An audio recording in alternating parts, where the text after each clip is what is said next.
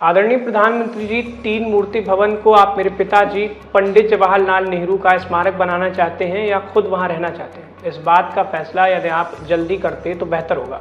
वैसे मैं हमेशा से यह मानती रही हूं कि 3 मूर्ति भवन रहने के लिहाज से बहुत बड़ा है, लेकिन पंडित नेहरू की बात अलग थी। उनसे मिलने वालों की तादाद बहुत बड़ी थी। हालांकि अब स्थिति ऐसी नहीं रहेगी, आपसे मिलने वालों की कुछ खास तादाद नहीं। ये बातें 1964 में इंदिरा गांधी ने उस वक्त के प्रधानमंत्री लाल बहादुर शास्त्री को पत्र में कही थी। इसके बाद शास्त्री ने 3 मूर्ति भवन को नेहरू म्यूजियम बना दिया था।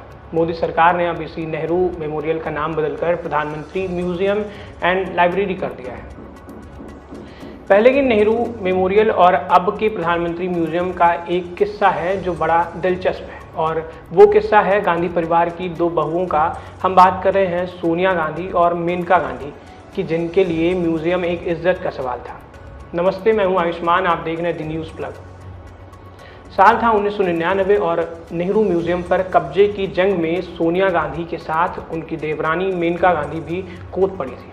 मेनका ने उस वक्त बीजेपी में शामिल होकर राजनीति में कदम रख दिया था।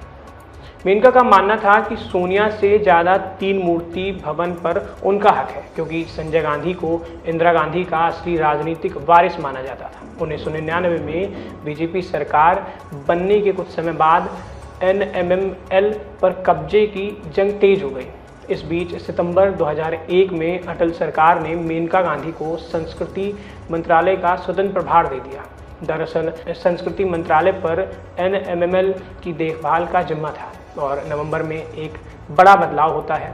सोनिया गांधी को हटाकर प्रधानमंत्री अटल बिहारी वाजपेयी NMML के अध्यक्ष बन गए। सोनिया महज एक ट्रस्टी बनकर रह गई। जानकर इसे सोनिया और मेनका की राजनीतिक लड़ाई के तौर पर देख रहे थे।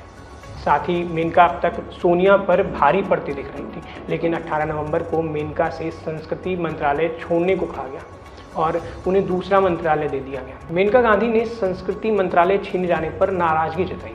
मेनका ने कहा वे NMML को सोनिया और उनके चहेते लोगों से आज़ाद कर उसे स्वायत्त संस्थान बना रही थी, लेकिन सरकार में कुछ लोगों को यह बात पसंद नहीं आई। जानकार कहते हैं कि वे अटल बिहारी और सोनिया गांधी के बीच हुए एक समझौते की ओर इशारा कर रही थी। दरअसल उस वक्त भाजपा सरकार के पास किसी बिल को संसद में पास कराने के लिए पर्याप्त संख्या बल नहीं था।